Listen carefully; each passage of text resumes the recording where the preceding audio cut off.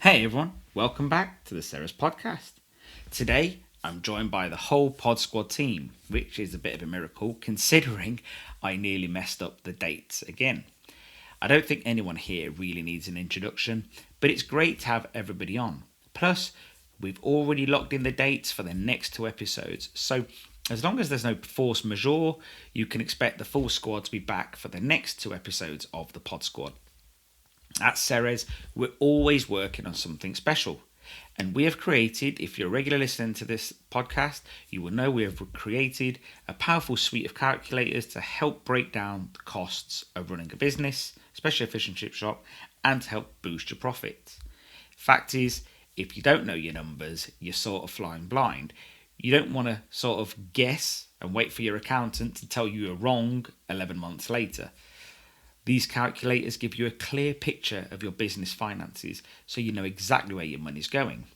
If you've got an idea for a calculator that we could develop that would help your business even more, let us know. We have a few more in the works already. So visit www.ceres.shop/calculators and take full control of your business today. Today's episode is brought to you by Ceres Natural Degreaser. If you're looking for a serious degreaser that's tough on grime but safe in food areas and, crucially, safe for your staff, this is the one. Industrial strength cleaning, it cuts through grease, oil, grime with ease. Absolutely versatile, works on everything, works in kitchens, it works cleaning the outside of the fryers, the hot boxes, any equipment you can think of, and also just put a little scoop in with your washing, with your cloths, let's say, and it gets rid of any vinegar spots, salt stains, any oil stains, just strips it away. It's absolutely safe for prep areas. It's odourless, bleach-free, non-tainting. I could go on forever. It's also, although heavy-duty, eco-friendly and cost-effective, biodegradable, non-caustic, and works in all water conditions. What is another really good use for it is if you fill up your sink with hot water, and let's say you've got your dishwasher soap, fairy liquid, whatever it is that you use, add a little bit to that, and it will probably improve the grease cutting ability by double at the very least. So whether you run a fish and chip shop, restaurant, street food stall, mobile van, whatever the catering business, the Ceres Natural Degreaser delivers professional results with minimal effort. Get yours today at www.ceres.shop with free next day mainland UK shipping. Do you want exclusive industry insights and special offers, access to competitions? Then you must join our mailing list. All the links will be in the episode show notes. Now, let's get on to today's Pod Squad episode with the team.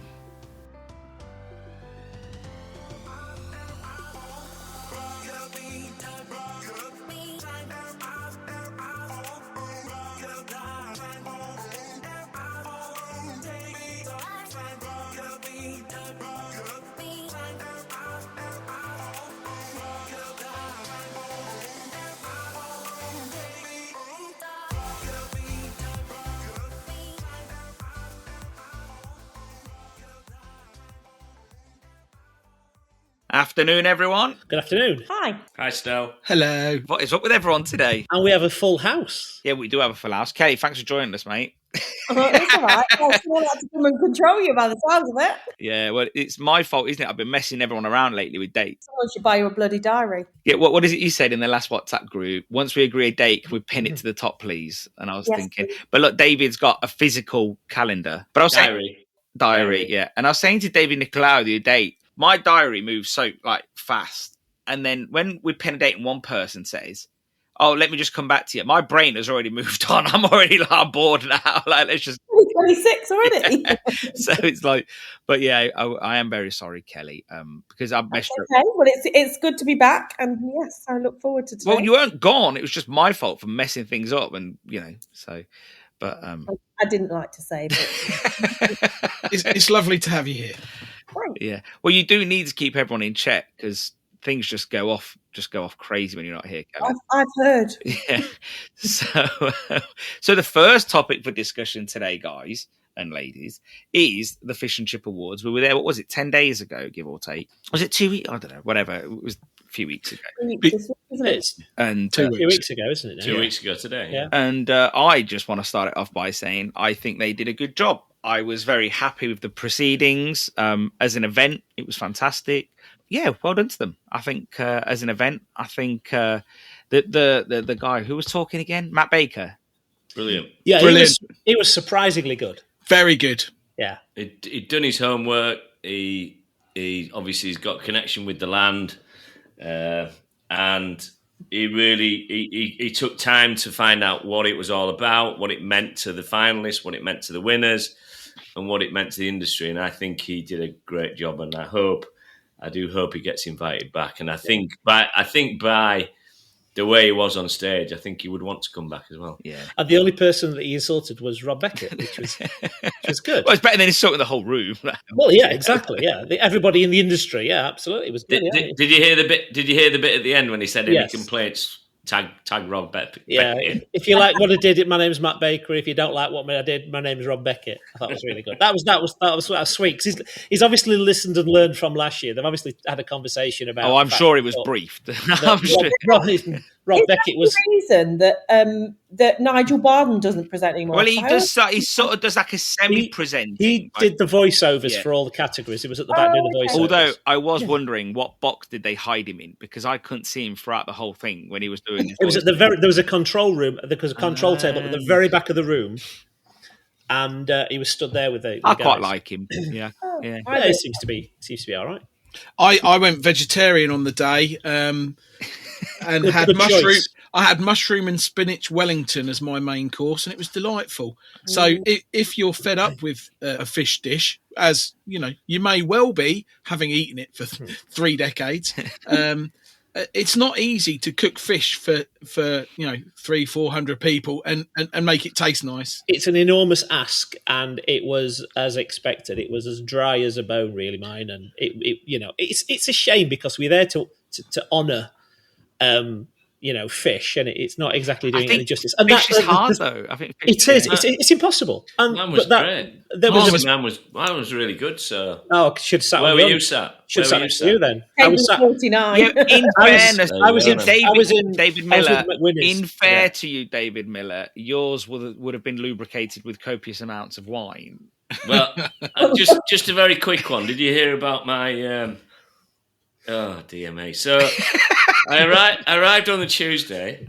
Nick, Les, and Nick's partner Lauren getting checked in, and hi, David Miller checking in 2 rooms. Could we see your booking number, please, Mr. Miller? So gets it up on the phone, sticks it over the monitor. She said, unfortunately, you booked in tomorrow night. This is what I do.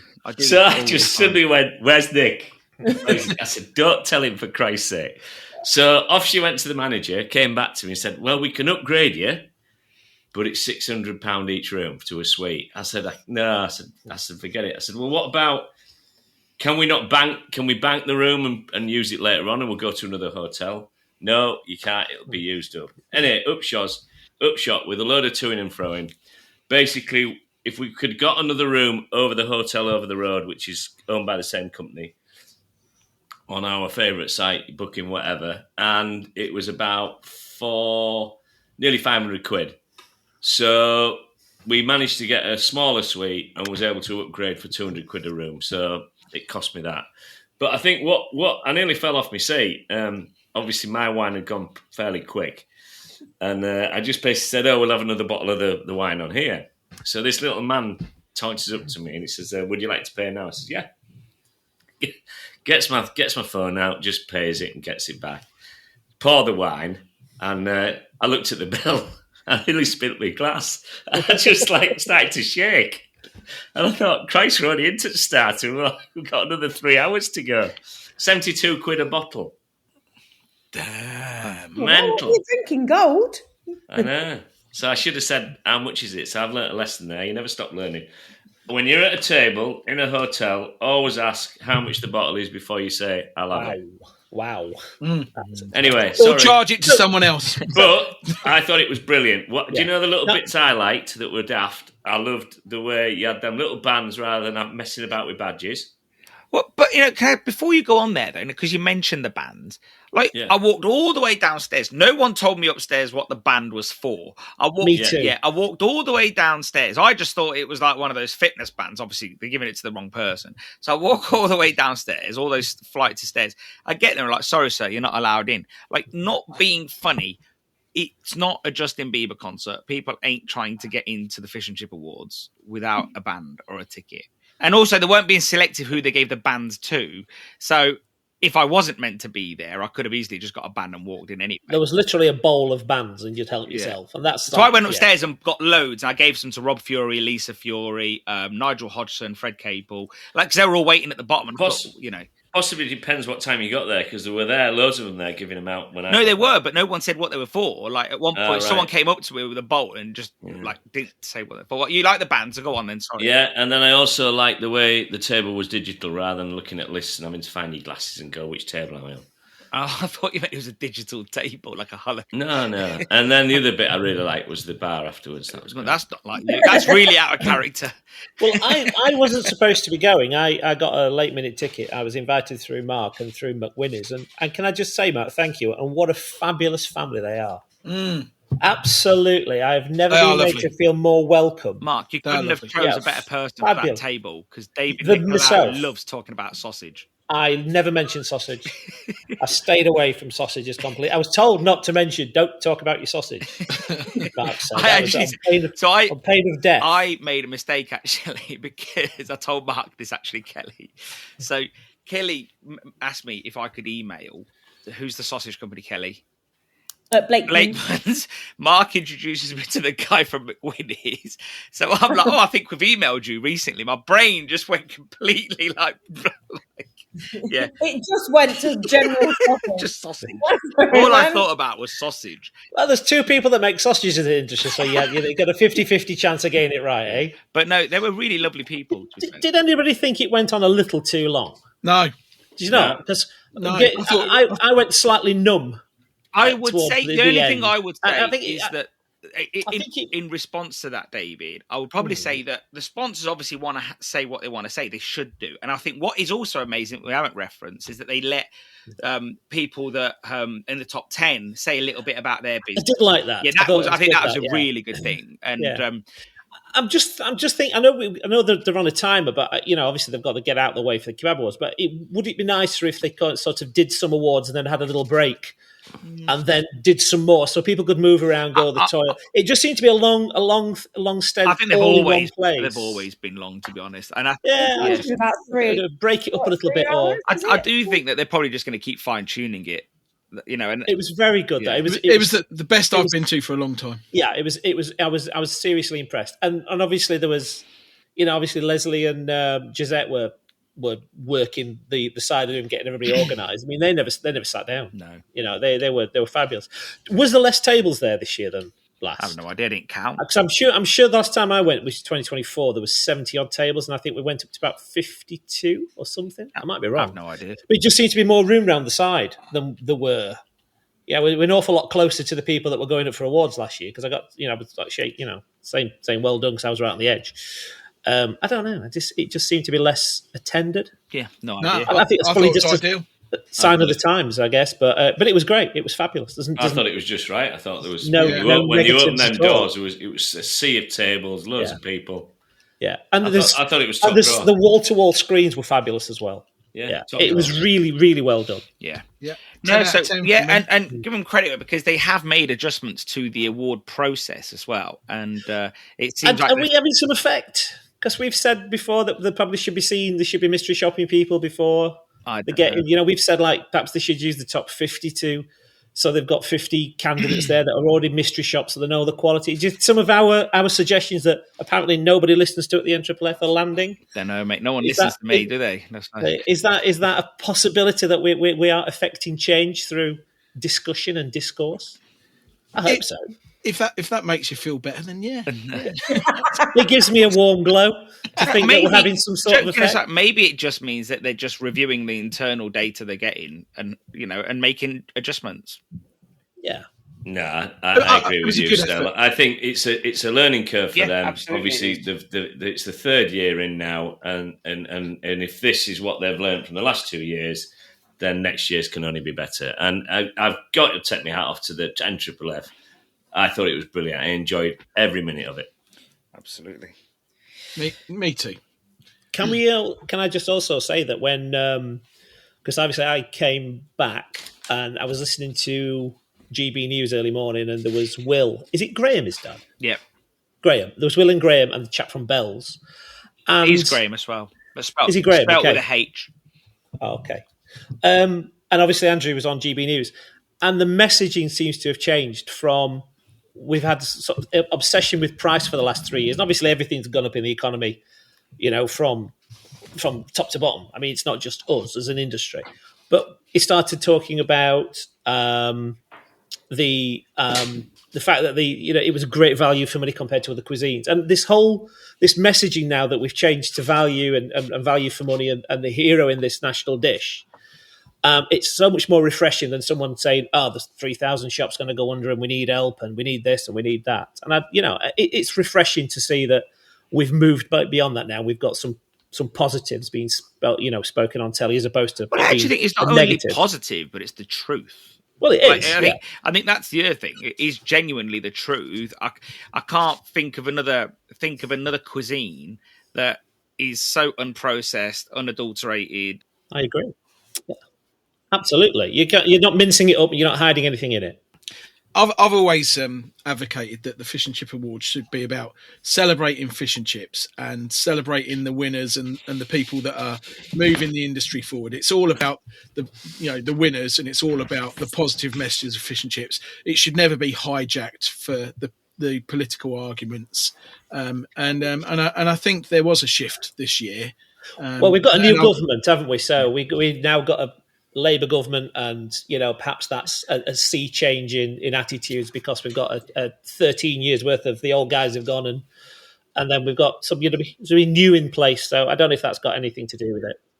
I was just going to say, I think there's also so much, pardon my French, crap going on in the world elsewhere, America, Ukraine, everything else we're going to talk about, that actually, as Mark said, it should be a day of celebration and nothing else. Yeah. Yes. It will all be about those people that have worked their asses off to get to where they are. Yeah, absolutely. And that's what it was this year. Yeah, that's so nice to hear. So nice to hear. Like, for me, just moving to the wider point of like promoting fish and chips and its value for money and how tasty it is, we need to have this outward positive voice, like pushing outwards with positivity. And I know it's hard because of everything that's sort of going on at the moment. Like, but I do think headwinds are always going to be in business. I don't think you're ever going to go for a period of time when there is no headwinds. One of the main things you want to make sure is the turnover coming through? And if that is, then you can manage with the headwinds. But I do think that the more we just say to people, at least the more we inform our staff and then talk to customers and say, here's what's going on. But what I would never want to do, and I think we've really stuck by this over the years, is we don't want to promote negativity. So promoting that, your prices have gone up.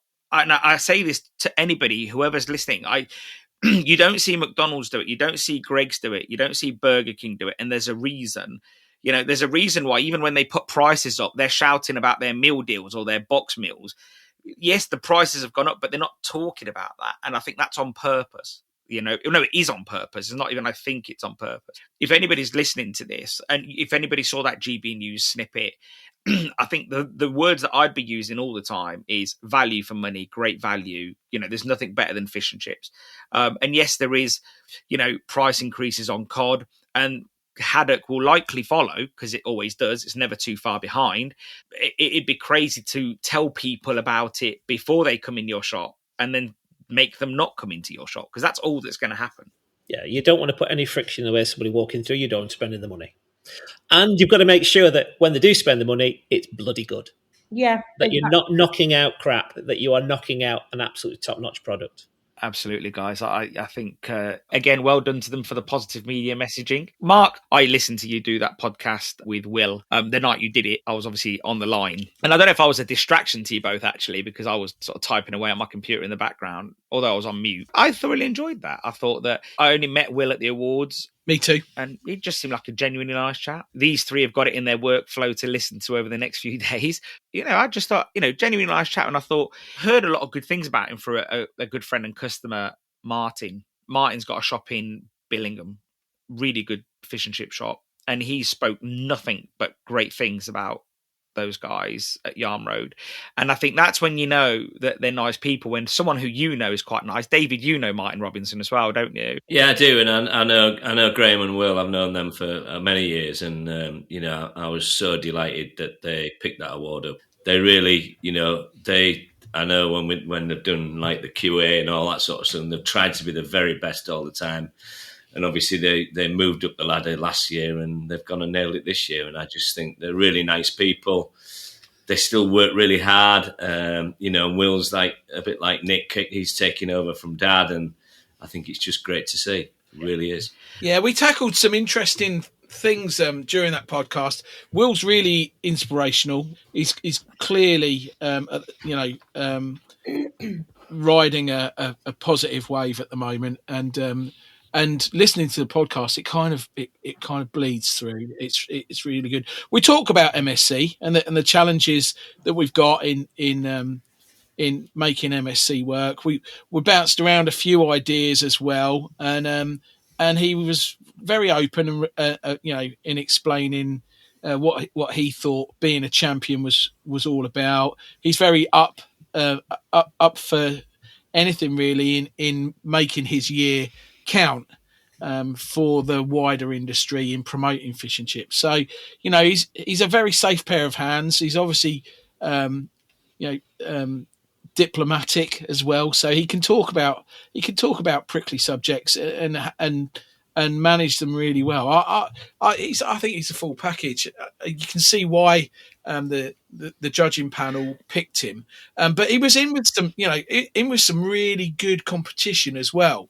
When you look at, got 3 previous Young Fish Fry of the Year winners in the final. You've got the people who came 3rd place last year came 2nd this year. I'm podding them next week, which I'm really looking forward to doing. It was a strong field. It was hard to pick a winner. And I think, again, the robustness of the judging this year, the cream obviously rose to the top, and the others that they'll come back. I think that the caliber of the finalists is going to be stronger again next year. So which is what we want from a competition. We want to continuously raise standards and so yeah, it was a good podcast. Shame on you for not listening to it. Yes, but I do think, on a personal note, not to give you production details here, but I do think you probed a bit more as well, and I think that makes it a better listen. To be honest, what are you laughing at? Kelly, you're here to tell everyone off, and you're not doing it. They can't see what they're doing. That's the trouble. So they can get. So yesterday, I have issues with arthritis. I'm sorry. So yesterday, I did a podcast with, I believe, the first people that have asked to come on rather than we've invited on. And on the social media in the past, we've said to people, if you want to come on, do ask. And we were approached by this particular fish frying family, and they said they'd love to come on the podcast. So I tried to tease as much inspirational content, because I want people to listen and actually feel as though they've learned something from investing their time in a podcast. And these guys gave, they were very open, very honest, and you'll have to wait for it. It's a slightly different feel to this podcast than the one to Will's. They were up for an award at the Fish and Chip Awards, and they've got a great story, and they all bring something different to their business. So it's the first time I've also had multiple people on one podcast. So I've got a dad and 2 sons, So you'll have to look out for it and listen to it. I really enjoyed doing it. So I thought you were Bonnie Blue for a minute. Then she had a dad in Sorry. My goal in this You've podcast. always got to bring it down. I was thinking when he said that, I just thought I want to shock Kelly. Like I just don't know why I did it earlier as well. Always have to bring it down, don't you? I don't know what the hell has happened to you boys. One day there'll be a pod squad that my children can listen to, but not today. No, there won't be, because we're like children. It's not going to happen, is it? No, we don't like children. We don't like any children. The sun comes out for one day and the testosterone shoots through the roof. So it's cloudy here. It's cloudy here too. Yeah, it's cloudy here. Yeah. We do genuinely mean it. Like when I do the intros and the outros, I'm always saying, like, you know, let us know if you want to come on. Let us know if you've got a story you want to write. Let us know, anything. And I think that maybe some people feel like they've got nothing to say, or maybe they feel like they don't want to give an opinion because they're worried about what people think. And, you know, let me tell you something. I know lots of people that mock opinions. I heavily critique opinions. However, I'll also allow anybody who has a different opinion to me to come on my platform and write or speak. I'm not overly bothered about opinions. They're fine. You know, what's that saying? Oh yeah, I know it. This is going. Go on. Opinions are like arseholes. Everyone's got one. But it's fine. Yeah, but it is absolutely fine. Like, you know, we've got a platform where I want lots of different discussion. And I sometimes get criticised that I'm only pushing out my agenda. But that's just not true, as we'll see, as we'll talk about as we move forward. And how many times do we have people on the podcast that aren't necessarily customers? You know, like, because it isn't about what you know, we don't really advertise in that respect within the conversation, you know. The good thing about talking to me is I can make anyone look intelligent and interesting because I'm so stupid myself. No, stop it. You keep saying this lately, and but no, I don't think that's true. But I do think that, you know, anybody listening to this, we'd love to have you on. And again, what we'd probably do is we'd probably choose whether it's you join us on a joint podcast or whether it's with a round table or whether you can carry your own if you've got something you want to say. But what that means is you'll be having a conversation with one of us on the phone beforehand and we'll all judge it. I don't bite. I do. So, well, you say you don't bite, but Mark, you said you wanted to talk about Seafish. Yes. Oh, yeah, I do. Yeah. So, what is it you want to tell us about Seafish? Well, again, this was something that came up briefly with Will, and again, he was quite happy to put his opinion forward on this. I just feel, having had a conversation with somebody who Kelly might be podcasting very soon, we had a chat about Seafish. And we put together what we knew about Seafish and came up with some interesting facts. A third of the fish sold in the UK goes out through fish and chip shops. And Seafish is funded by a levy on all the fish that comes into the UK. So when you put those two facts together, it seems to me that a third of Seafish's funding should be put into the fish and chip industry. That's, you know, it's fish and chip sales that generates that import, and it's not being spent. Seafish is not spending money on fish and chips. When you look at what fish goes for in the supermarkets, it achieves the premium that it deserves because Seafish has focused a lot of its efforts and energies on helping that sector of the seafood industry in the UK. I know that there's millions spent of that levy on wages at Seafish and pensions, and I just feel as though as a government body they have a mandate to support and help the whole sector, and I just wonder what Seafish is actually doing for fish and chips these days. I know they started the quality assessment, they started the Fish and Chip Awards, and the NFFF have done an amazing job of taking them on. But I don't know. I just want to know what Seafish are doing and how can we entice them back? Because right now, I think if Seafish were to devote some of the levy towards promoting fish and chips, it's a different gig to what it was when Seafish last gave our sector some attention. They don't need to buy advertising anymore. You can get so much bang for your buck on social media. Maybe it's a question for the board, or maybe we can go back to our old friend Andy Gray, who I know listens to the podcast, and say, Andy, what is Seafish doing for us? A third of the money coming into your levy, it goes out through fish and chip shops. What do you think, Kelly? What do you think, David? Well, to be honest, I was actually I didn't even know who was still in charge of Seafish. I think it's Marcus. I think Marcus still. It is Marcus, yeah. Can't you get him on? Well, we've asked numerous times over the years. So, yeah, Marcus. It might be worth a conversation. Do you mean inviting him to the podcast or getting him on for Stelios to interview? Either. I mean, an article from him would be good, wouldn't it? Yeah. Even that. So I sort of brought this up initially when I was talking to Anthony Akathiotis from Merchants Fish Bar, and I sort of probably said something along the lines of, I feel like they've disappeared. Similar to what Mark said, pretty much. And then I got told off by a couple of people in our industry.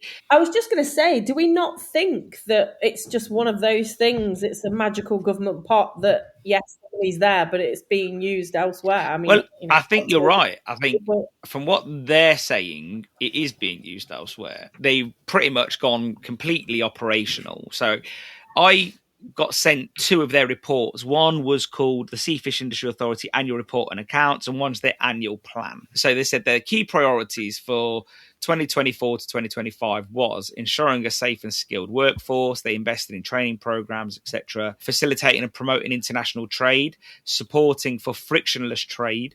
So that, I guess, that makes sure that we get access to fish, responding to climate change. I know, David, Nicolaou, that would impress you. Oh, yeah. Improving fisheries management, which I guess is important to everybody. Research on gear technology, enabling supply chain resilience, which again, operational. Improving data, insight and innovation. Well, I guess like any data, it all depends on where you're getting it from. And they're not getting any from our industry because we don't collect that much data anyway. So they're probably getting a lot of retail data there and operational data. And then championing industry reputation. And then obviously the big thing is internal and administrative spending. So, their total income for 23-24 was just shy of 10 million. Levy income was 7.4 million. Which is up actually from the previous year. Right. They got 2.5 million roughly funding from government. So yeah, just shy of 10 mil. So total expenditure is 4 million on project funding and staff costs 5 million, which Mark's discussed. Wow. Sorry, how many people are working for Seafish? Right, so they have 85 staff across the UK. Yeah. With a range of fishery and seafood knowledge and expertise. Their offices are Edinburgh and Grimsby. And they have regional managers based around some of the main fishing and seafood hubs. Yeah. So what was their wages bill? 5 million? Yeah, pretty much. 60k on average per head. Obviously, some are on more, some are on less. That's not a bad. It's not a bad gig, is it? You're going to apply, David. Quangos do pay well. What is really missing is that they've shifted all their focus to internal, let's say internal operational projects, bettering the fishing industry, obviously. Now that's probably not drumming up sales. It's just not. But so 2 million of that 7 million will be generated by fish and chip sales. I get that, and I get what you're saying, and obviously fish fingers sales and such. But I think for me, if anybody from Seafish is listening to this, in my opinion, I think a very easy thing is just to get your foot back in the door and just sponsor an award for the NFFF. That is a very simple way initially of just coming back to the fold. And I think that they would probably benefit from that just to have some internal industry visibility. Now, I know we'd all argue they could do more, but I think at the very least that would be good. Getting back round the table, wouldn't it? Yeah, it's a start, isn't it? So I'm just, again, doing a bit of research and just checking it. It's sad, really, because I think when they were running the awards, it would have been mentioned, and it says here, this is from their website, we work with fishing vessels and their crew, seafood processing businesses, agricultural producers, restaurant, fishmongers, reliant on the street, top quality seafood. There's no mention of top quality of fish and chip shops, is there? That's really sad. That is really sad. One of the theories I have, and David Nicolaou will likely back me up here, but there is probably no appetite to promote fish and chips, which for the most part is seen as fast food, maybe unhealthy. It's like, for example, it's like how much effort is the government going to go promoting beer sales at a pub? They're not going to, are they? Still, I disagree with you, because if you remember, was it 2016, 17, they had that massive campaign on television, 5 a day. Yeah. And they asked fish and chip shops to really take a hand of it. And was there a special week we all did it or something, if I can remember rightly? Vaguely. So, yeah. Maybe. No, I'm not saying that. So I'm not saying that I agree with that stance, but I'm just saying I wonder if that's why they've not even mentioned it in that paper. I mean, if you look at the messaging that's come out of government over the last sort of 4 or 5 years, it's been meat-free vegan. That's their push. That's the thrust, and not fast food. Obviously, that's considered to be junk food. Now, obviously, we all know, we're all sat around this virtual table, that fish and chips isn't junk food.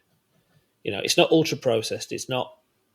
It's just not. So, well, legally though, I think we spoke about this on our podcast. Legally, I fear that fish and chips may fall into UPF, ultra processed. Oh, I'm sure it does. But no, we know better than that. But we know better because we're doing it every day, and it's not. It's not.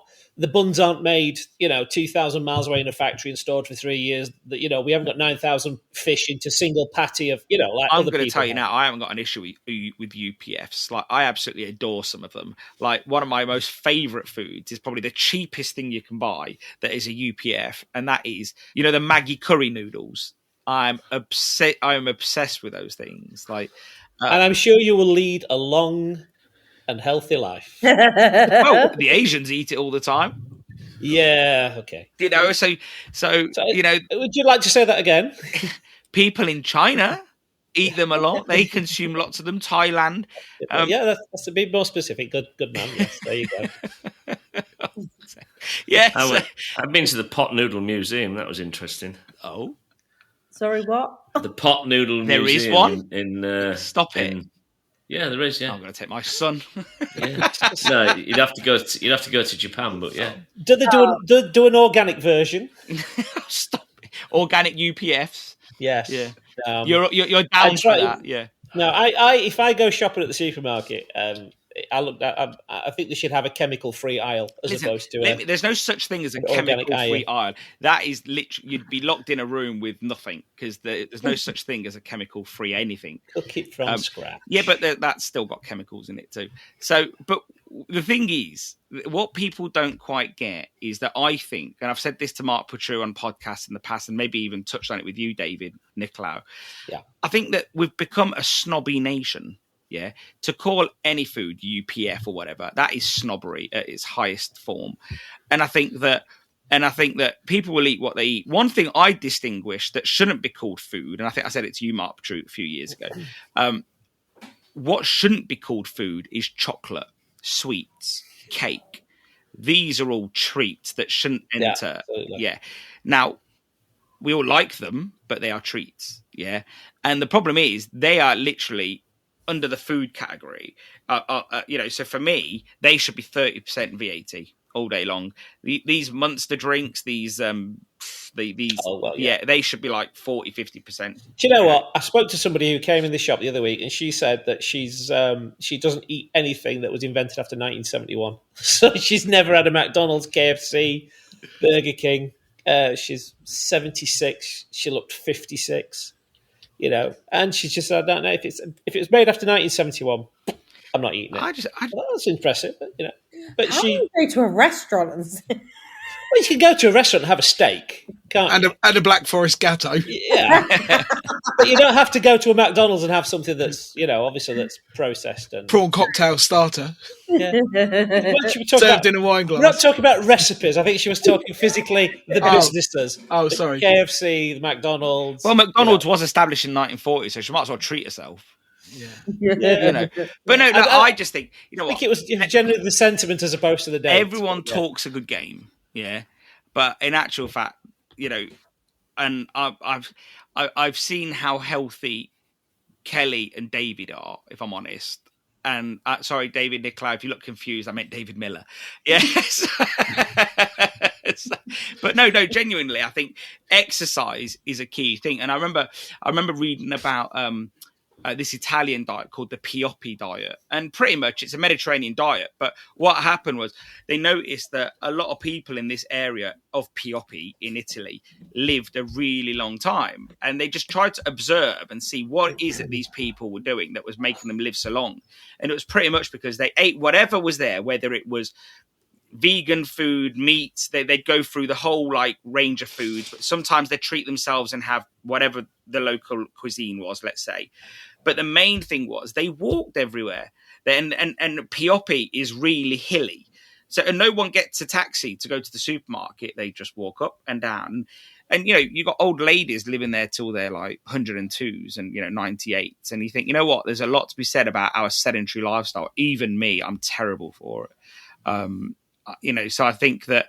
Well, you're Cypriot, mate. If you could get the car upstairs to the toilet, you'd use it, wouldn't you? Okay, you can't outrun a bad diet, is what I'm saying. That's exactly my personal trainer said that. Yeah. You can't outrun a bad diet. Yeah. So, exactly that. Yeah. So, but again, we've just got to be careful because I think, we do knock the likes of McDonald's, and that's fine. David, we talk about it. Well, I do. Yeah, no, it's fine. We talk. I knock them if I have to. But, if you look at in the UK, a quarter pounder and fries, and I say UK specifically because in the USA it is very different. Yeah. But in the UK, it probably has less ingredients than something out of a chip shop. And many chip shops have, items with a lot more ingredients in it, fried in different oils and all sorts. So, I think we shouldn't look at demonize any food, because also there is a budgetary issue. Some people can't afford certain foods. And I don't usually play that game, but what I will do is say that, that certain foods aren't foods, like chocolate, sweets and all that, Kate, and everyone should then have access to good quality food. But to say that organic or chemical free, David, Nicolaou, it's probably a bit difficult. That's not hard. Fuck's sake. Well, it's not. They just let me laugh, that's all. You just eat better, you eat less of it. Yeah. But yeah. What, Mark? Listen, I get you. You're out on the road, you need something to eat, convenience is king. I can go without. I can go. Well, do you know what the saddest thing is? The saddest thing for me is if I drive past a fast food place on a Sunday and it's full of families, where down the road there's a carvery which does a Sunday lunch for 10 quid, and you can spend the same in fast food joints. And I just find that so sad that one day of the week, still on a Sunday, that people don't have a whole meal. They're just. But you don't know. What if they had their family meal on a Saturday? Well, I don't know that. I don't know that. I am making inference that on a Sunday, when typically we have a Sunday lunch, the places are very busy. Did you see that when you were coming out of church? I don't go to church. Last time I went to church, I set fire. It's just it's not. No, but I just think I sometimes think like that, and I get it. We talk about this on our podcast, and but I do think I get what you're saying. You're thinking, well, make a value judgment instead of going to McDonald's, spend an extra £3 go to the carvery. Yeah, what makes you think the carvery is any better? No, I agree. No, I agree. I know you do agree. Well, at least you can see them carving it. There's a piece of meat there. Well, a lot of the meat under a carvery lamp has been pumped with water. Yeah, to make it sit under. I'm just saying, I'll eat anything. For the most part, is why I got the size I became. We are very lucky because where we are surrounded by organic milk farms, organic raw milk farms, organic beef farms, organic pork farms. We're really lucky here. Yeah, not so much in obviously in the middle of a city. You probably haven't got the access. The access that we have to sort of fresh meat, and fresh vegetables. So we're a bit blessed, to be fair. So I shouldn't judge. Kind of brings us back full circle, really, to what about how important it is to promote the product that we do and how natural it is. Yeah, that's kind of really that's why it is so important as an industry. Today, there's an article flying about. I'm going to date this a little bit by saying this, but I saw it in the group today. There's an independent article saying feeding kids fish twice a week makes them healthier, friendlier, and so on and so on. But then inside, someone actually says it has to be 1 or 2 portions of oily fish a week. And I was thinking, okay, no one read all of that. Getting my kids to eat oily fish is probably going to not end well. Mackerel and chips, son. No, you're all right, Dad. You mean frying at 160 instead of 175? That's right. Well, it's oily, I guess. Yeah, but no. So dip the cardboard box in for good measure. What's more likely going to get customers through the door, though? Is it going to be being really, really tasty, or really, really healthy? Yeah, and I think tasty. I don't know. I think it should be tasty first, healthy second. But that bolts on healthy as well, because if it's tasty and not greasy, your fat's good. And I think it's neither. I think perceived as expensive is going to keep people away. Yeah. Perceived as tasty and great value for money is going to pull people. We were in Weston-super-Mare, and as Kelly knows, usually most Mays, so when it's my birthday, we end up at a beach. Last year we were it wasn't last year. The year before we were in Exmouth. The year before that we were in Weston-super-Mare. And I never quite, and I'm going to get slammed down for this because I know I always get slammed down for everything, but I never quite understood the appeal of eating fish and chips next to the beach. And then I went to Weston-super-Mare and I had fish and chips on the beach. Although you wouldn't strictly say on the beach at Weston-super-Mare because the water's about 400 meters away.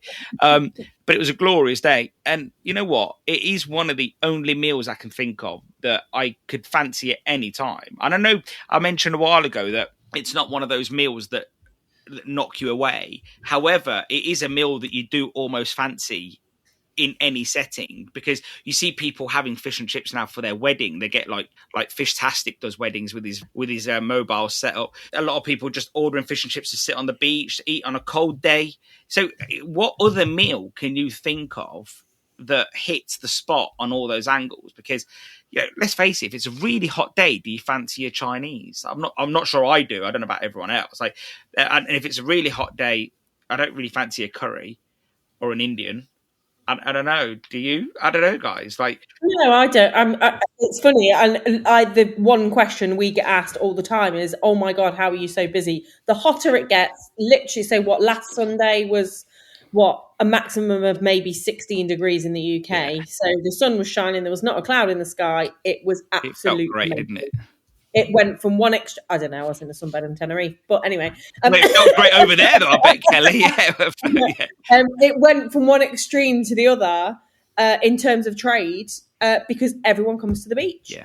So, like you say, it's a dish that can either be sat, in front of a fire with a glass of wine, putting your feet up, tucked under a blanket, or you can be sat in your bathers on the seafront eating fish. If we all did a marketing photo and put a photo of Kelly on the beach with her pins out, with either a box of pizza or fish and chips, curry, Chinese food, we know which one hits the spot. Let's face it, people are going to what photo doesn't look out of place. It's the one with fish and chips. And I don't think there's any other cuisine in the UK that does that. They did wasn't it Seafish that did a huge marketing campaign based around sort of like old postcards with fish and chips on, and maybe on the beach. I'm sure they did. A good few years back. Yeah, which brings us back to the thing we started talking about, which was Seafish. I want them back on board. I want them to recognise the valuable part we play in the fish economy in this country. And pay. Basically, we want their money. Well, yeah, their contacts, their engagement, their experience, their expertise, and do you know what? I want them to support the NFFF as well. We need to get them back around the table. That's just I agree, Mark. I think it'd be interesting to know why they've stepped away from our industry. Yeah. I would imagine, Kelly, just reading at those papers that I've just seen, I'd imagine that they've just shifted their focus to operational activities. Yeah, well, shift it back. Yeah. So, but again, if they start with a little portion, helping the NFFF sponsoring, a decent chunk of that. Well, the takeaway trophy, they supplied it. Our names are on it. Well, 3 of us anyway.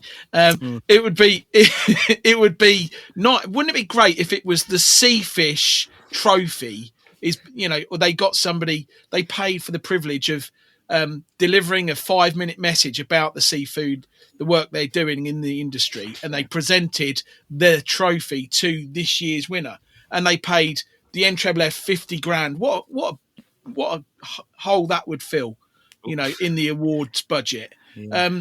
It's not much. In the awards budget? Well, let's say there could be, because it's an expensive thing to put on, isn't it? I just thought you were, there's a scoop you were going to tell us. No, I'm information. I'm making assumptions. To be honest, let's just change the word "hold" for contribution. Yes. Yeah. Let's do that. We got a scoop there. Then there's no scoop. To be honest, this whole conversation, the last 20 minutes, my nerves have been shot to bits because I've been worried about how you were pronouncing the different meals and stuff, ethnicity. It was my anxiety. You have to be. You can only be that sensitive. You're of a dual heritage, I think. Guys, come on, let's move on. Anyway, I'm not doing this today. so, oh God. You've got to be culturally sensitive in all things. Yeah, and you were all on the money. I'm always culturally sensitive. You were all on the money. I checked. Yeah, so let's move on, Stelios, please. All right, Gestapo, let's move on. So my topic, it's not really a topic actually, but I don't know if you've all seen, we've got new guest writers. We've got like loads of articles, as you know. This segment is called Trade Talks, and they're not getting paid more than us. I was going to say, basically, friends. It's the nicest way. He's recruited some free labour again, hasn't he? It's the nicest way to find out that the words that you write are shit. It's true. Like, it's amazing how many people read someone else's article rather than mine. But anyway, it's fine. But, so we've started off with 3 writers, and we have some more contributing as we speak. They're writing them now. We got Abby Barker, isn't it, David? Yeah, so very proud. Yeah, so Abby Barker is David's young fish fryer protege. Is that how you say it? Protege? Yeah, protege. Yeah, and the reason behind that one, like I sort of asked David if I could have a number, which probably sounded wrong, that a 40-year-old man wanted, a 20-something-year-old's number, but David was assured that I'm not one of those people. So, and I basically said to her, look, what I want to know is, we don't want to know all the answers. We just want to know about your journey. And I think it's really important that we talk about young people coming through this industry, and we don't really ask about their journey. And I really wanted to sort of talk about her. And I've spoken to her a few times, and you can tell she's quite competent and quite with it. And I thought she'd be great to sort of have on. And another one is Zohab Hussain, who we all know. And one of the articles that I sort of presented to him just in conversation was, why don't you talk about Ramadan? I know nothing about it. I know nothing about how hard it must be, although I do fast a little bit, but not like that, because that's not drinking either. And also serving food for that long, like whilst you're hungry, and then having staff that are also Muslim, like, are you respecting their breaks and so on? And I think a few people have read that straight away and come back to me and saying, wow, I didn't think what my staff must be going through. Like, that, obviously of that religion. And then obviously we've got Sarah Heward, who is joining Kelly on the podcast tomorrow. And Sarah's a magnificent person. I really have a lot of respect for her and the way that she thinks. And I think sometimes people can find her a little daunting because she's so pro-business and the way she speaks. I don't know, I just find her quite easygoing, and I find Kelly quite daunting as well, if I'm honest. I'm really looking forward to my podcast with Sarah. Yeah. I have, but behind closed doors, I suppose some people kind of portray themselves in I am that sort of person that kind of sits back and thinks, oh my God. But I think it's good to be nervous around people, and it's good for them to to be able to spark those different conversations that you wouldn't necessarily have. One of the criticisms I get, and we've all spoke about this, but we'll probably all get it now because we're all in the same sort of, situation, is that a lot of people would say that I use my platforms to push my agenda. And I don't really think I have an agenda other than building a business and promoting the industry, right? But that's secondary to building a business, because if I don't build a business, I've got nothing else to do. The truth is, since writing for Wendy Durham, when she was the editor of Fish and Chips and Fast Food, and she always used to say to me, write what you like. And if people don't like it, they can also disagree publicly. And I'm a big fan of that. Like, I have no issue. I'm not stopping anybody from discussing their thoughts and their feelings. Everyone's welcome to them. And, and I mean that. And not everyone's going to agree with me. And I think that, you know what, if you're listening to this and you think, I don't really agree with his stance on that article. Let's choose that article I did a few months ago, which is like trimming down your menu and, increasing your cash flow and, being more efficient. If you don't agree with that, well, that's fine. Like, just tell me why. And I'm happy to have those conversations all day long. But I think,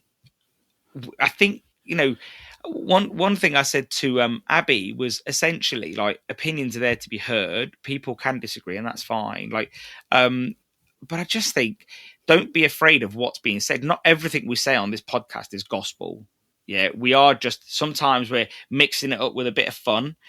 We know the industry well, but people are allowed to disagree, and they are allowed to tell us. And if they want to defend that position also, they can come on and talk about it with us. And it's weird because sometimes it's like five mates talking, and you do sometimes forget that other people's going to listen and other people are going to disagree as well. That's the thing. We should have fireside chats, shouldn't we? That's what we should be called. Yeah. The Ceres fireside chat. Well, and I just think there's no room for shutting down any conversation. No, you've got if you stop talking to each other, you stop discussing things, and that's when a lot of stuff dies. Yeah, Mr. Miller. Yeah, so I've read all three, Sel, and I think they're great. I think they're really good. Obviously, I'm super proud of Abby.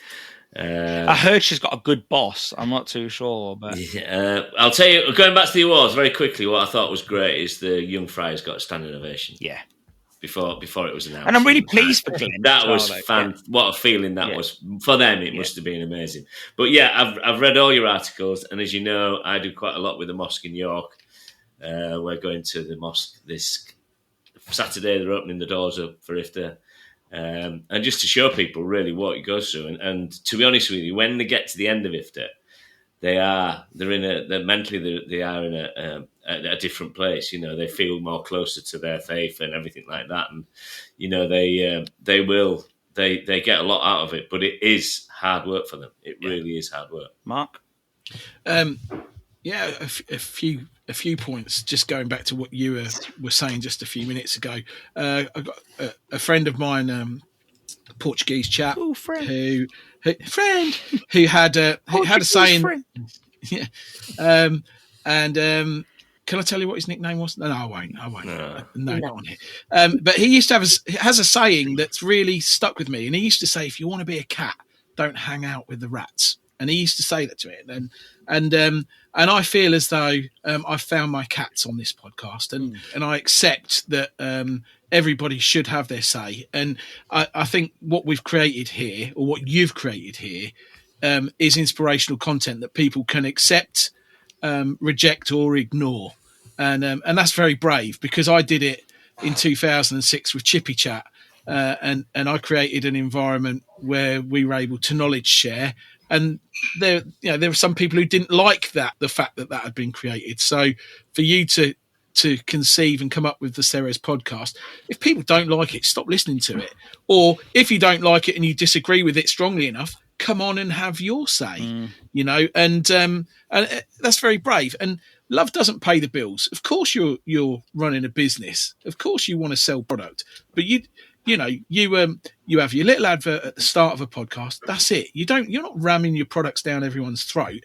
The content that we are creating now, the agenda is knowledge sharing and inspirational, and I applaud you for it personally, and I'm very happy to be here. Well, look, if I put my producer or editor hat on, when I talk to you about a podcast that you're preparing, or Kelly, with David are different because we sort of do it together. But even so, we're not there to cause outrage. We're there just to follow the story. It's just to go where the story is. And I think one of the things I've always said is I'd rather have a 2-hour podcast that's amazing and full of content rather than a half an hour podcast that's boring. And I think that can I just add something? Yeah, it was like I said to you, it's just like it sometimes feels like four guys and Kelly. Sorry, Kelly. Five friends. Don't have to tolerate this. Sat around talking, and it's not until I went to the awards and I went to the KFE little party at Albert Schloss, and people coming up to us and saying, I listen to it and it's really good. You know, I feed. You know, you kind of think like I said this before, you think other people listen to it, and it's really nice when you get some really positive feedback. And they say it makes a difference. You know, it just makes the time and effort that we put in sort of really worthwhile when you get feedback like that. I've had three people come up to me and call me Stelios. Three people at the awards came up to me. Why are all these people complimenting you so much? I don't know. It has happened a lot to us over the years, though. I don't get it. Bathing glasses? I remember a few years ago, I won't say who because it's embarrassing, but it was one of my competitors, and I was walking past him, and as I was walking past him, he grabs my hand, couldn't even let go of it. It was like a Donald Trump handshake, like just carried on going, and like he just goes, "Mark, you look really well." I'm like, oh, he thinks I'm Mark. I was like, okay, yes, I'm really well, mate. How's Claire and the kids? And I knew that what she was doing because Mark was telling me. I was like, yeah, she just started on the radio. She's doing this. And I thought I'd rather just let's get through this moment rather than embarrassing the guy. Yeah. And 20 years later. No, it wasn't even that long. It was like, what was it, 6 years ago, Mark? So like that. Yeah. And he goes and sits down on his table with all of his staff, who are all of my competitors, and they're all thinking, they all start telling him, and he started to look horrified. And then at the bar, order was resumed because he gave me a dirty look. But at the moment, I just thought, how can you say I'm not Mark? I'm Stelios. No, I would have just come out and said you've got the wrong guy. No, I don't know. I feel embarrassed. There was one point when your weight. So I'm the one that's in the wrong. Yeah, you are. Okay. Yeah. There was one point when your weight was coming down and my weight was going up, where we looked sort of similar. You know, had the same. You know, maybe the same. No, I think what it is, all those years when we both wrote for Wendy Durham, we were a page apart from each other. We both had a bit of a beard or a goatee, and people just I think they've just amalgamated both photos. That's all it is. But I do have you to thank, because Mark, I would have never done any of this if I'd never got that article gig and thought that I could write when I couldn't ever write. Because what Wendy used to do, I'd submit an article and then I'd go look at it in print and it was completely different because my grammar was terrible. But she just said to me, you give me the content, I know what you mean and I'll fix it. And so she did. But talking about trouble, because I like trouble, Sarah's article I thought was really good. And again, you know how I get accused of only putting out things that I like, and Kelly knows me really well, and I don't really go for this sort of positive discrimination. You know, like Kelly, we always joke about women in fish and chips, don't we? And you always tell me off, and I'll always say something like, you know, you can go to an event as long as Tim gives you time off, and like I always make bad jokes, and this is what I do. It's what I, you know, but. Part of your charm. Yeah, part of my charm. Yeah. But one of the accusations that were thrown was that I would have never bought what she was selling. And she wasn't selling anything, because when you read it, Kelly, in preparation for your article tomorrow, I know you don't want to read it too soon because you want to build your article. I'm sorry, your podcast plan. But like, one of the things was saying, oh, you don't believe in this stuff. And I was like, well, but she actually doesn't say anything. She's not, well, no, she does. But what she's not calling for action. She's not saying we should stop men from rising up. She's basically talking about the difficulties of why women aren't being represented. And one of the things that she said in the article was she struggles with some of her staff because there'll be a position going and girls or women don't want to apply for it.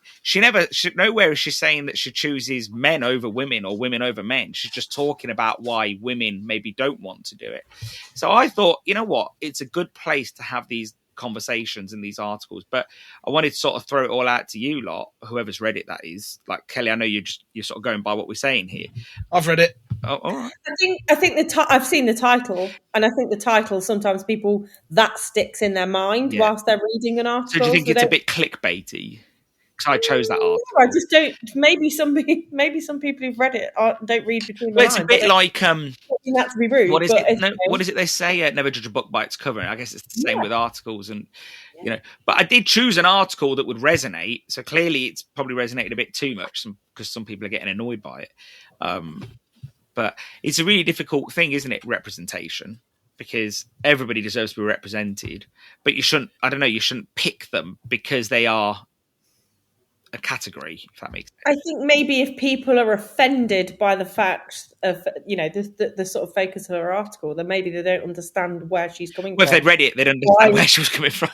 They would, And why the industry needs more female leaders it's not about sexism at all in any way, shape or form, I'm sure.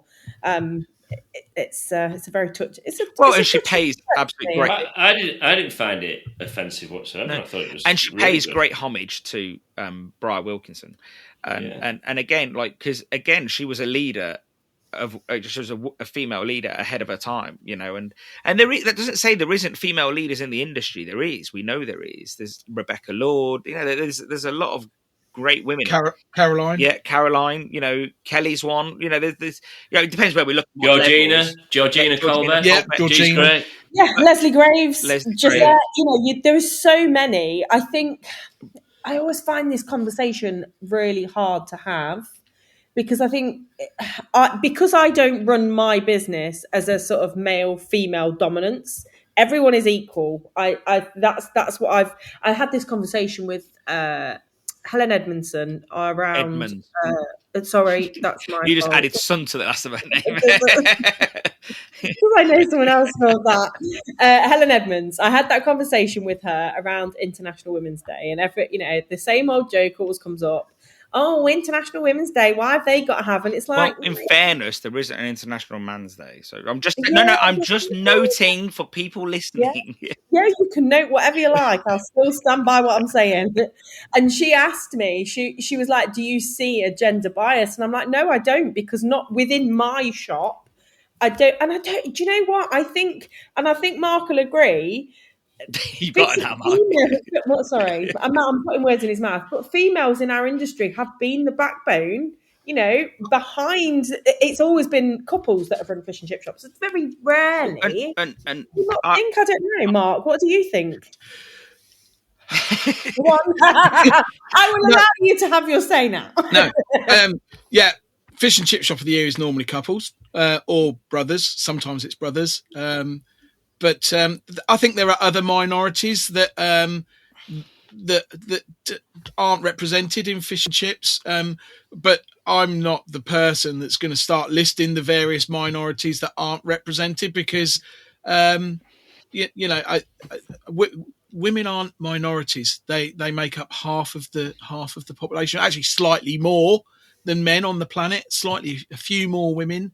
So they're not minorities. But let's talk about historic opportunity. Let's talk about equality. Let's talk, their subjects. And I think in 2025, we are getting better, but we're not there yet. I think the pendulum needs to swing further the other way for there to be true equilibrium. And I will say, Mark, because you're going all wokey on me. And no, I'm not. You are. No, you are. I'm not. I'm just not prepared to pull the pin out of that. No, I don't. Yeah, he doesn't want to pull the pin out of the grenade. But no, I think what Sarah was also sort of pointing at was that you can't force people to do roles. So, for example, she was saying, I want a woman to do a role, but they choose not to. And I think that's that bit. How can you get women interested in doing that role? And maybe it's just not the right woman for that role yet. As in the role isn't the right for that woman, shall I say, rather than the woman's not right, because that's the wrong way around. Maybe the role isn't appealing to the woman. Yeah. And I think, but 90% of the shops I go to, you see a fryer that's usually male or female, because there's a good mix now, but serving staff are usually female. So how do you get them to move up through the ranks? And I guess that just you got to make the job more appealing, So I don't know. I think that's I've got probably half and half, girls and lads who are servers. And who stays the longest? Would you say, Kelly, or is it a mix again? Like who's moving through the ranks? Like who's becoming shift manager? Who's becoming, I've got a mix. Okay. I've got a mix of male and female, and I think. I don't know if I should say that. I was going to say. Well, just. You know what? I think that males and females have different points of view when it comes to. My manager is a fantastic fryer. And it's all about skill based. It's different nothing attributes. to do with your weight. Can I ask you a question, Kelly? Yeah, go on. Who gives you the most problems, men or women? David Nicolaou gives me the most problems.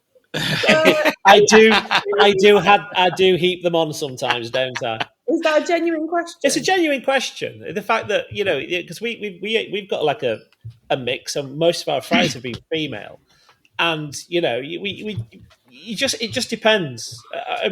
I'm just wondering, sort of, you've got a 50-50 mix, and who gives you the most issues?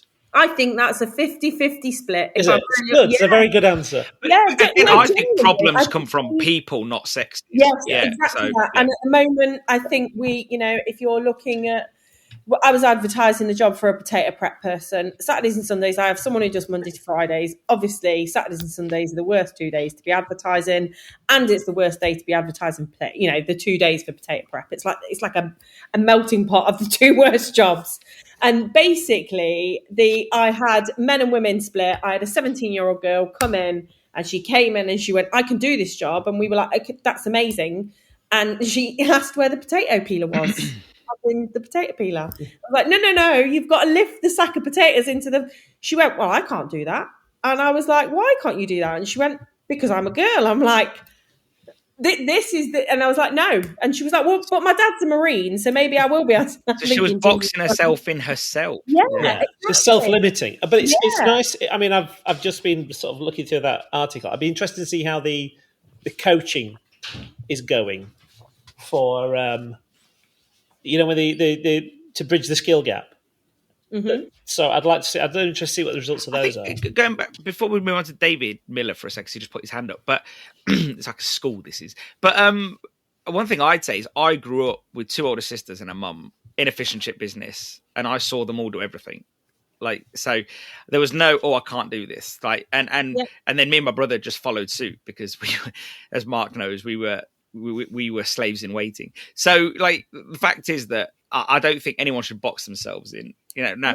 So, but also it's also common sense that maybe you wouldn't let a woman, a bit of chivalry is not sexist, so you probably wouldn't let a lady who you're on shift with to lift something that weighs 50 kilos or 70 kilos.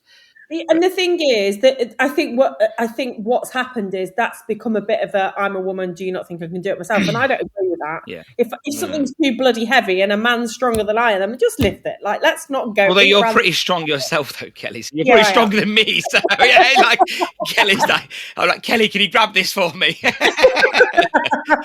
I honestly think with Kelly, I've just counting how many stuff I've got here, and it is a mixture of ladies, men, young people as well, and they all just get on with it. And there's never any, well, she can't do that because she's a woman, or he can't do that because. What I won't have though is anybody disrespecting a lady. If any staff. So again, is that your generation being chivalrous? Possibly, but I won't let anybody speak to one of my lady staff. What would you do if, let's say, a 26-year-old girl spoke to a lad horribly? Would you be just as annoyed? Well, yeah. I mean, there's manners, isn't there? Exactly. Yeah. And then I'd probably shout as if my back was turned. It's him. God. But no. Well, I suppose I am going into that thing, whereas that they could lack them to themselves. But everyone's always, we work so closely. Everybody's got everybody's back, haven't they? And that's what a team is. And hopefully your service is that good you don't get that. But yeah, equality should. Sorry, go on. Yeah, in my shop, if you can smile, you're a server. It's not about whether you're a boy or a girl. Yeah. If you can't smile, you're out the back. You're either washing up or you're in cook. I don't think about it too much, Stel. You know what you've been talking about. I really don't think about it too much because I don't think it's a problem. I'm a big fan. Not a problem. Just get on with it. I'm a big fan of equality of opportunity, not equality of outcome. And I think that way everyone's got the same opportunities. So when I ran my dad's shop, everyone cleaned the toilet. I was the first one that did it on a Monday. Someone else did it on a Tuesday. I would then finish it on a Saturday and show people it doesn't matter who you are, what you are. Everyone does the dirty jobs and the good jobs. Because obviously there is a pecking order on jobs in the chip shop. Like, there's certain jobs that nobody wants to do. Grease trap. I've got a couple of rules. I've got a walk-in chiller. Oh, you've told us this one. Only allowed one person With you in at a time because it's confined space. With you in it. Only allowed one. Only allowed one in at a time. And if you're trying to get somebody's attention that can't hear you, you can touch them on the elbow, and that's the only you can't. Why elbow? Why not shoulder? Back of the shoulder? Because it's just the most. It's just the most. I don't know. It's mate. just the easiest place to get someone's attention is touch them on the elbow, just to get someone's attention. I've thought of that one, but Kelly, what do you think? I was just going to say, I think you, at the end of the day, you can either, it's very like what Mark was saying, like touch them on the elbow. I swear to God, if you were behind my counter, I'm grabbing all sorts. Ways like we are just. I think I better be careful standing behind Kelly's counter then. Yeah, but do you know what? I'm like, sometimes people don't physically move, so I will move them out of the way, and I'll be like, Are you telling me that on a busy Friday in the summer, where there's a queue out the door, you haven't got time, and you obviously being there, that's the shocker, you haven't got time to tap someone gently on the elbow and say, excuse me, can you... No, you're in my way. It goes both ways. It's a rule for everyone. It's not a rule for the boys or a rule for the girls. It's just a rule for everyone. Yeah, it is. I don't think I'd want to be in the freezer with you, to be honest, Mark. I don't know. No. Although it would be cold, so it'd be all right. Shrivel up. Everyone is equal, and it's all about, regardless of your role, regardless of your gender. In my personal opinion, in my business, everyone is equal. I'm with you. Treated equally, and I think that goes a lot across a lot of our industry, and why it makes it such a great place to be. I think you should have the last word with that. She did. So she did indeed. Moving on, David Miller, you wanted to talk about? Yeah. Obviously it's on its way, isn't it? National insurance contributions, national minimum wage. Oh, and by the way, I'm writing an article on another topic. VAT, how interesting is that? But no, I've really enjoyed researching that, and that's coming out in about a week's time. So keep your eyes out for that one. Is that going to the Spectator, Daily Mail, or could be? Yeah, I'm sending it off to see who wants it. I'll let you have first dibs on it, but so I've been looking at my business and basically what is all this going to do, and I'm going to be really, really honest with you about my figures and whatever, and I've also talked to a few accountants. And this is to sum it up, really. And David Nicolaou, just let me finish before you have a go. Just listen to what I'm saying. So, my business, I'm looking at what's going on. So, when I look at my wage payroll summary, I'm looking at who pays. I've got a core team of people. Let's have a look at the figures. So, it's going from 13.8 up to 15. So, that's 1.2%. That is going to cost me extra a month, £8.40. And that's going to cost me £100 a year. So I'm not too worried about this. The other thing as well is the secondary threshold is going down from 9,100 to 5,000. So any of your staff that suddenly go over to 5,000 will have to start paying NI, and obviously your contributor as well. So is that going to be a problem or is people going to be cute looking at what people are working and go, right, they're part-time, they can't have any more, but I'm going to give it to them to keep them under that 5,000. Mm-hmm. Okay? But then also you've got your employment allowance, which at the moment is 5,000. It's going to go up to 10,500. So they've almost given it one way and brought it back the other. So on balance, a sort of medium-sized business is going to be okay. Honestly, I've looked at it. I've talked to a few accountants, and they've said, yeah, you might start looking at staff that are maybe getting up to 5,000 a year. People might be cute and say, right, well, they've earned enough. Somebody else is going to have that. At the end of the day, it'll be taking money out of them, and they might go, well, yeah, I don't want to get into NI. But you start talking about big businesses. And I know a friend that's an accountant for a massive company that bars, sports bars, that sort of stuff. This is going to cost them just over £1 million. So that's who it's really targeting. Now, a lot of these companies are either going to be getting rid of staff or shutting bars down or whatever. They're going to be hit big time.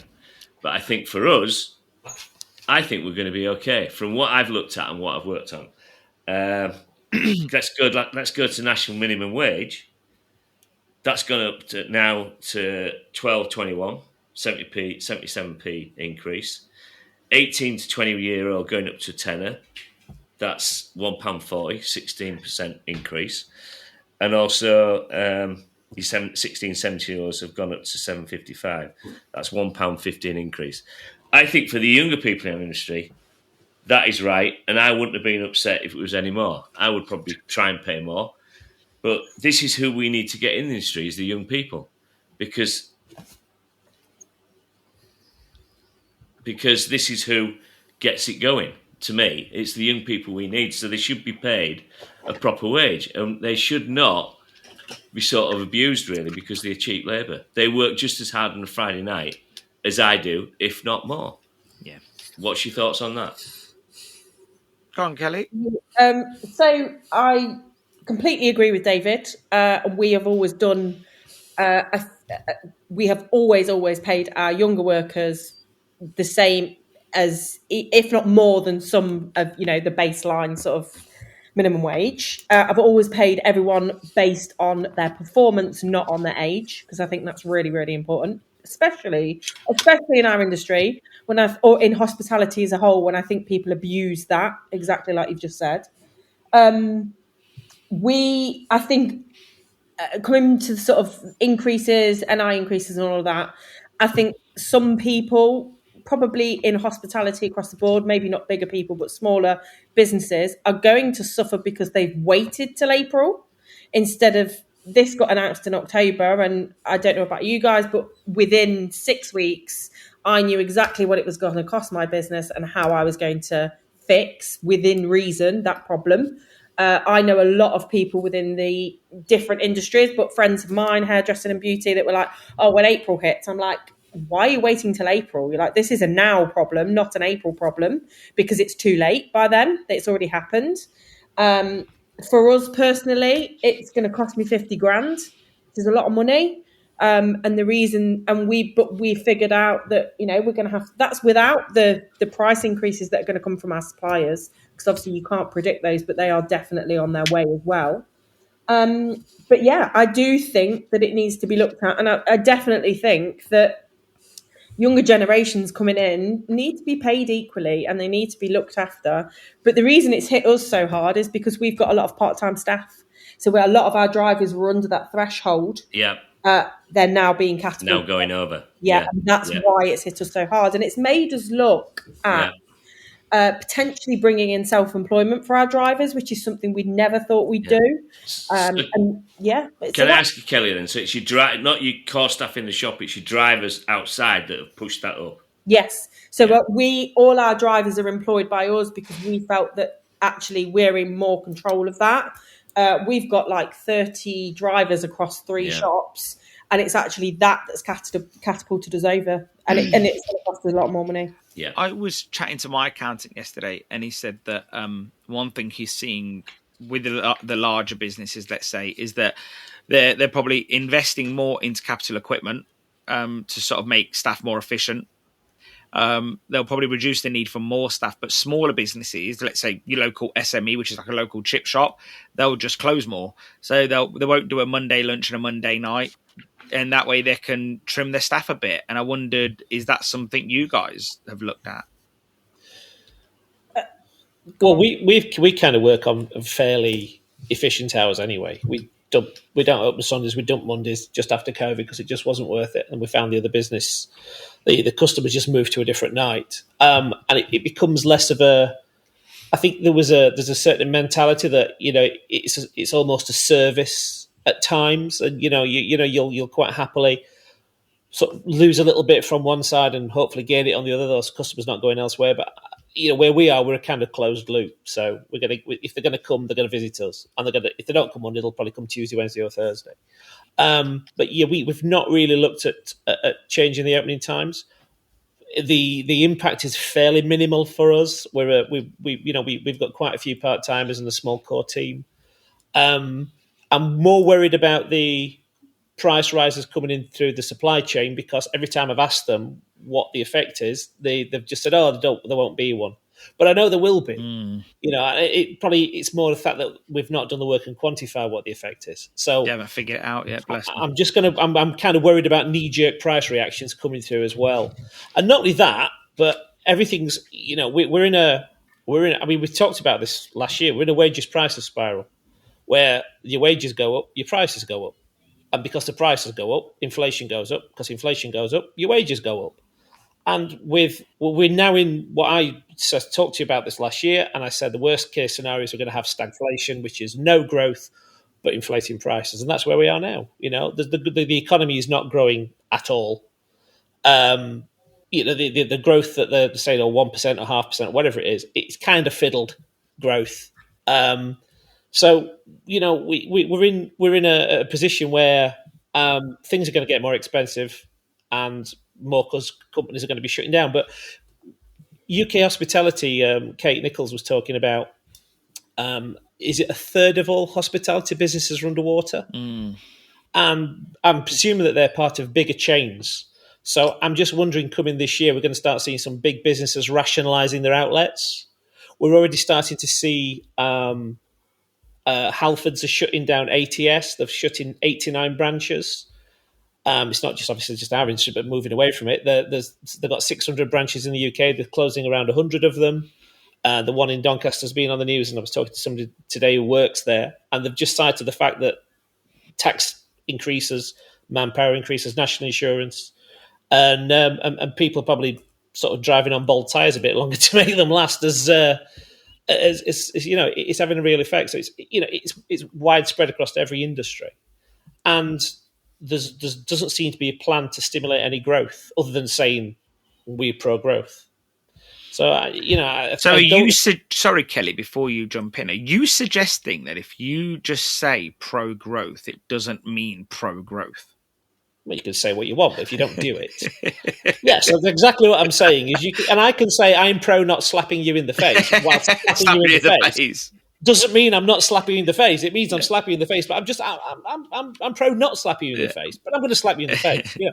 Everything that this government seems to have done has gone to the antithesis of growth, but while saying we're pro growth.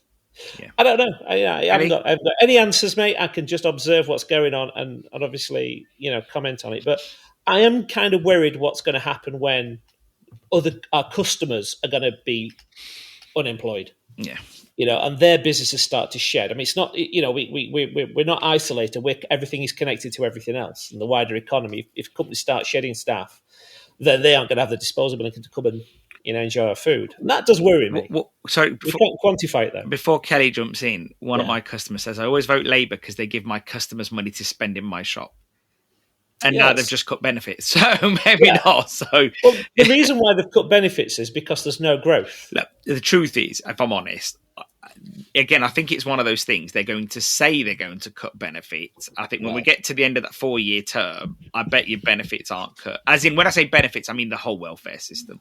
So. Well, I read this morning that 1 in 5 new cars that are registered in the UK this year are Motability.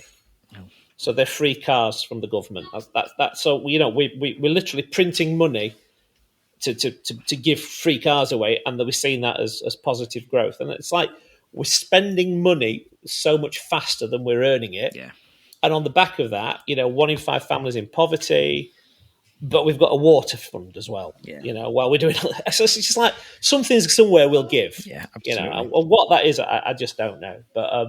But yeah, it's not. We are probably going to get away, like as David pointed out. We're probably going to go as an industry the lightest. Kelly Barnes. Obviously, mine was kind of coming back to what we were talking about, places closing, and I just thought one of the things that that's happened locally to me is a family-run bakery that's been open since 1969. They've just closed 13 stores. At Warren's? No. Oh. Very small family-run business owned by 2 brothers and a sister, and they have closed purely based on the fact that what's going to happen in the next 4 weeks, and they just shut their doors at 2:00 on last week. I would say also wouldn't worry about what's going to happen over the next 4 weeks, and I'll tell you why. Because that's been baked into the system since last year. They've spoken about it plenty. We spoke about it before when they launched their manifesto. I feel like at Ceres especially, we've been talking about this for ages. And I feel like now we're just seeing it come through. Like me and David have been talking about them on Read the Newses or the news reviews, because we changed the name and I keep forgetting. So I feel like it's been something we've been talking about. What I would say is look out for is the fact that they promised that they were going to go back to one fiscal event a year. Now they've got 2 again. And I would imagine we're in for a surprise on the next one. That's my opinion. Are you saying that the once in a Parliament event of tax is going to be 2 a year?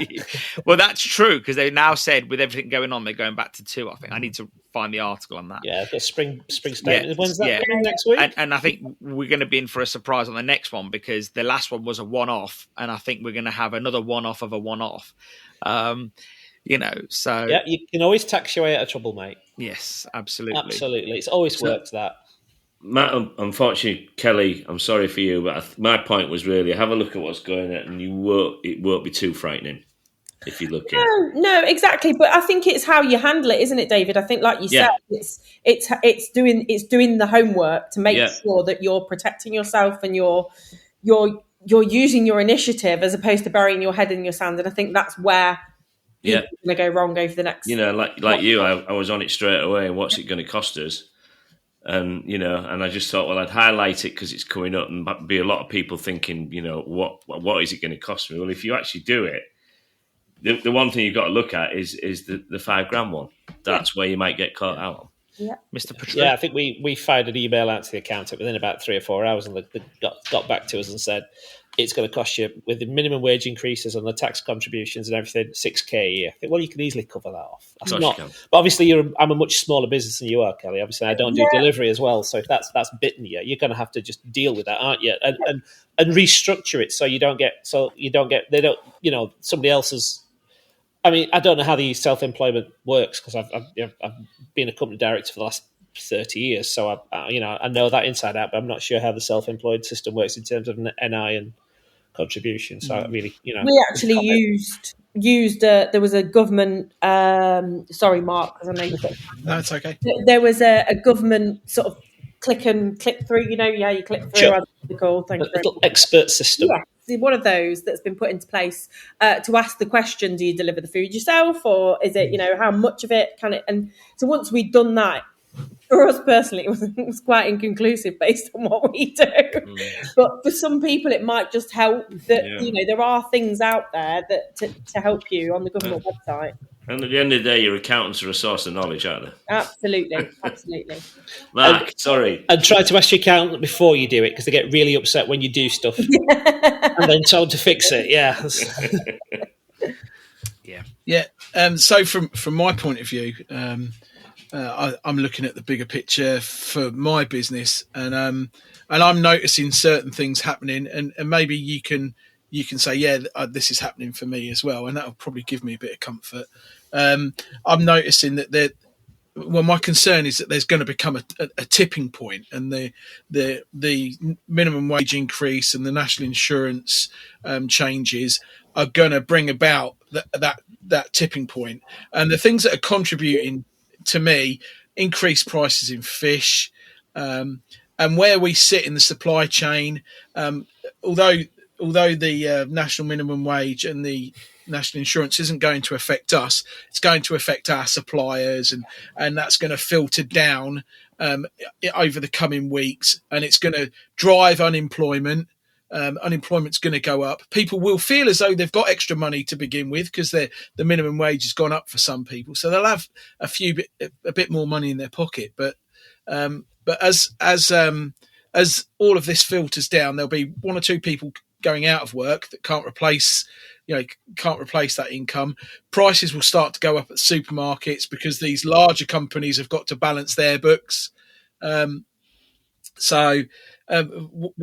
is concerning me is that although I'm taking the same money that I was taking last year, the footfall into my business is actually down. And I'd be interested to see if anyone else can say whether or not, there are less people coming in. There are less people placing orders, and I'm doing the same money because I've had to put my prices up to protect my margins. So I'm actually selling less fish. I'm actually selling less product, which means I'm having a smaller share of the market, or maybe the market's shrinking. So all of these things indicators to me that our economy is probably going to go off a cliff at some point, and I'm wondering it's not where exactly flying at the minute. Yeah, and I'm wondering where that tipping point is. And I need a certain amount of footfall, and I need a certain amount of turnover to justify the wages and the staff and everything else I've got. So I'm finding a Friday night shift a little bit easier to get through, because I've actually got less orders coming through. I'm taking the same money, but I'm selling less fish than I was a few, which is not a bad thing, because I actually don't. I'm a fish and chip shop that doesn't want to sell fish. I want to make my fish last as long as possible because it's so bloody expensive to replace. So guys, one thing I wanted to sort of finish on was Mark's last point, and then we can go do what we got to do. Is essentially Mark.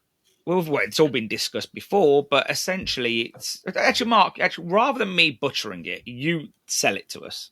Okay, so during the podcast with Will, I regurgitated an idea that I'd had before that had been quite rightly questioned. I won't say dismissed, questioned by the NFFF for all the right reasons, and I like the idea of there being a voluntary scheme where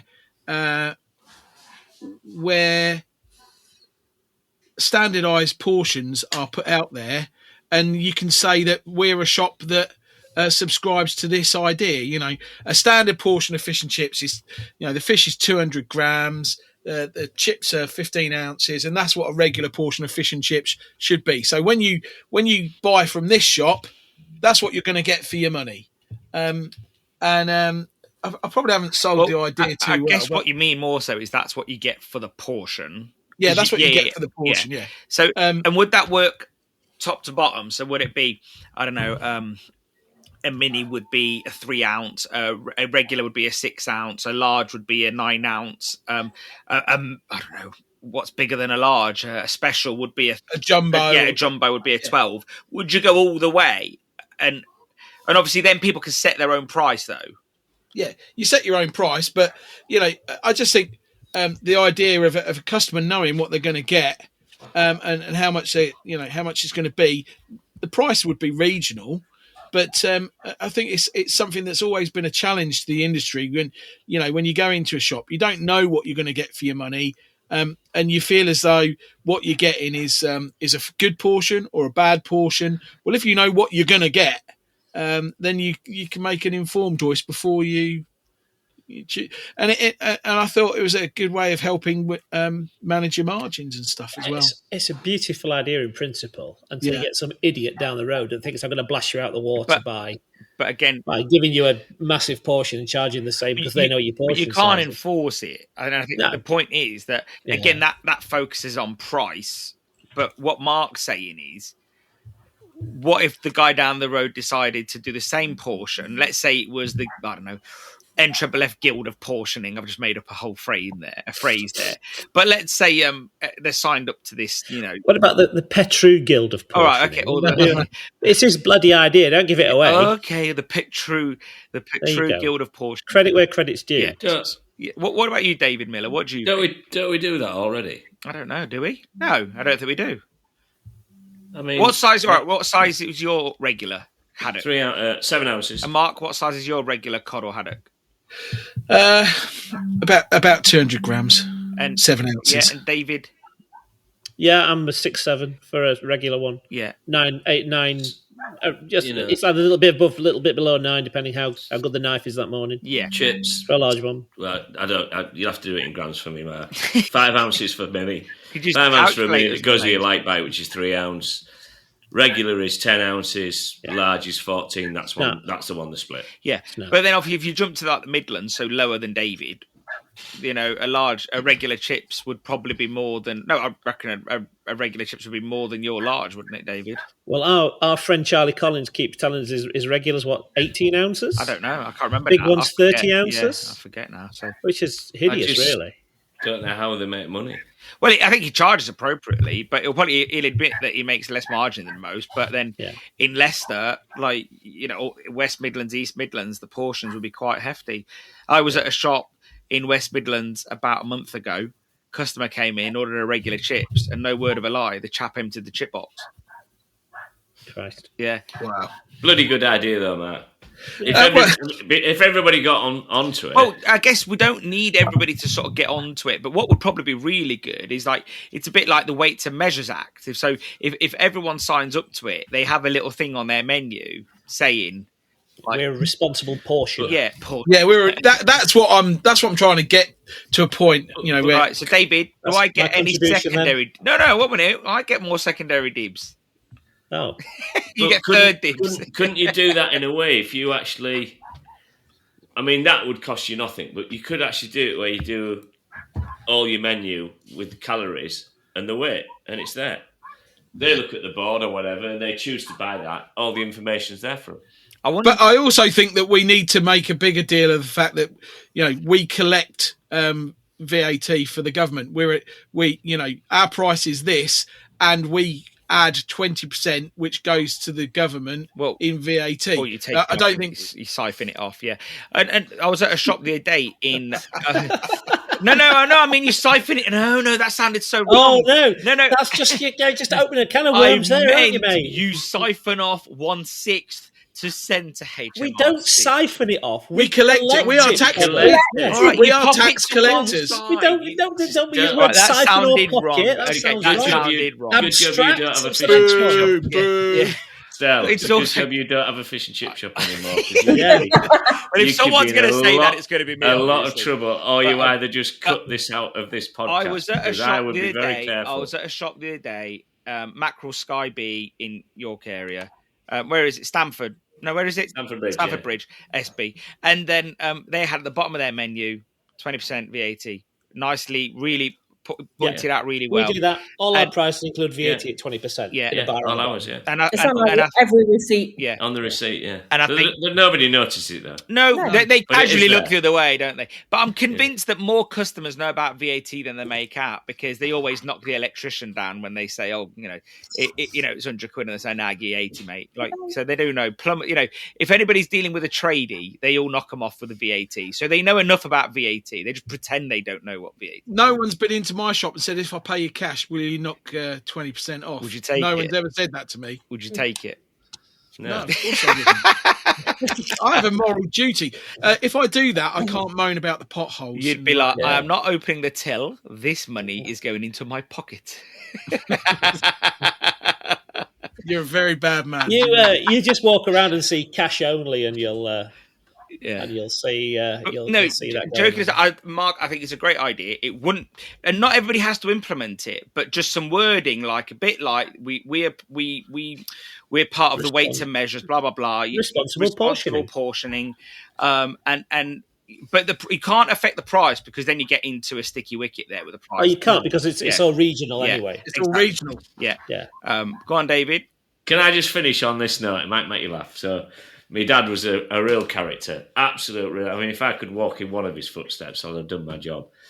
And he always used to have very nice cars. I won't say what they were, but they were Jags. He strikes me as a Jag guy. Yeah. And they always had nice leather and all that. Jag. And I once said to him, I said, Dad, why is your car always scuffed as you get in? It's all that leather's gone. He said, it's my wallet, son. It's my wallet.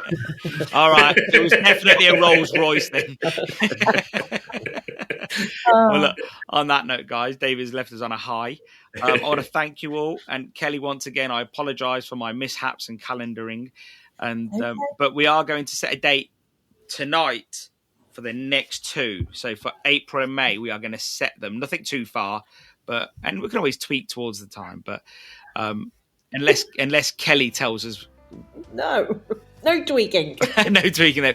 Maybe Kelly should just do the calendaring. Networking. Maybe Kelly should start saying to us, what date are we doing it? I don't tweak dates. If they're set in stone, they're set in stone. They go in my calendar and they don't change unless it's an emergency. Diva. All righty. But it's been great. We've hit some good topics. Thank you for your time, and thank you to the listeners. And like Mark said, if you do want to come on, let us know. Let us know your story. We'd love to have you. Thank you. Bye. Bye, guys. Bye. Bye. Bye. That's a wrap on today's Pod Squad episode with the whole gang. It was great having everyone back. We'd really love your feedback. On top of that, what stood out to you in this episode? It's always good to know so we know what to talk about in the next episodes. So join us on the Ceres Podcast discussion group on Facebook and let us know your thoughts.